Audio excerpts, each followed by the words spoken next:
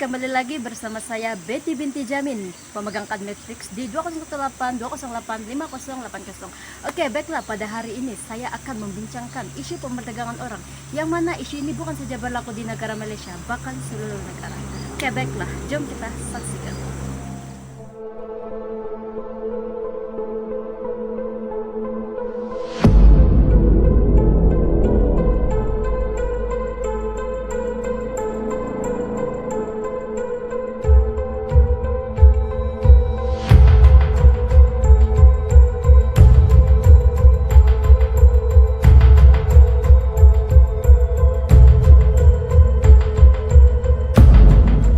Pemerdagangan manusia.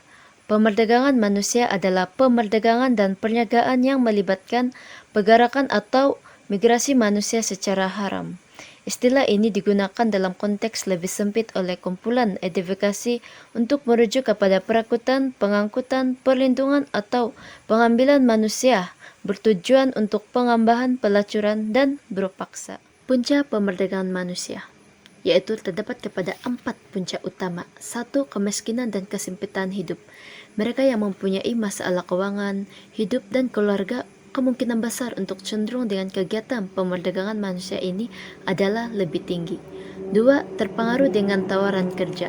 Mereka ini mudah terpedaya, tidak berpikiran panjang, tidak menyelidik, dan kurang pengetahuan dengan janji-janji manis sindiket yang bertopengkan ejen untuk mencari pekerjaan dengan tawaran yang lebih lumayan.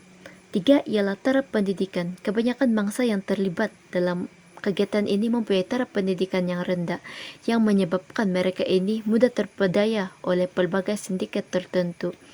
Hal ini menyebabkan mangsa tidak tahu tindakan apa yang perlu diambil dan apa saluran yang betul bagi mengatasi masalah ini. 4. Ialah masalah keluarga, di mana ibu bapa yang kurang memberikan didikan moral dan agama kepada anak-anak mereka. Ini akan menyebabkan anak lebih cenderung kepada masalah pemerdagangan orang ini. Sebagai contoh, ibu bapa yang terikat dengan hutang maupun terpengaruh dengan kegiatan dada. Kesan pemerdagangan manusia. Kesan kepada manusia. Mangsa mengalami trauma, kesan psikologi yang mendalam, pendarahan emosi, masalah kesehatan, dan kecederaan fizikal. Baik kesan kepada keluarga ialah keluarga pecah belah, tidak dapat mencapai keluarga yang normal. Lepas itu resiko kehilangan ahli keluarga.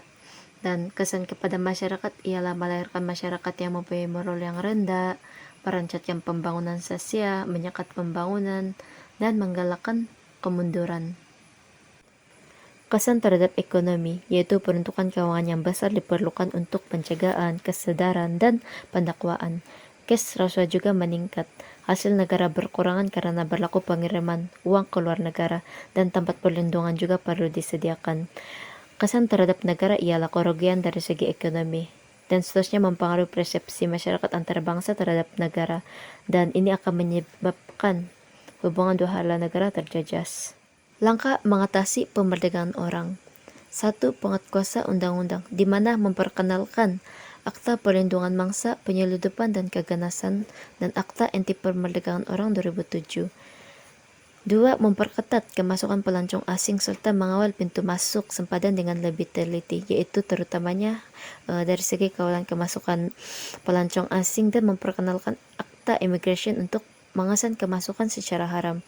Seterusnya, koordinasi antara kementerian, yaitu penguatkuasa yang bersepadu antara kementerian dapat mengurangkan aktiviti ini. Sebagai contoh, kerjasama antara Kementerian Pelancongan dan Kementerian Dalam Negeri.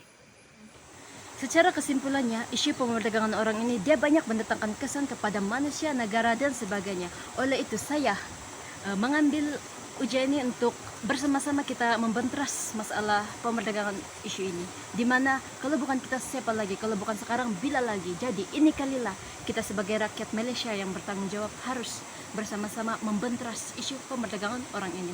Sekian dan terima kasih.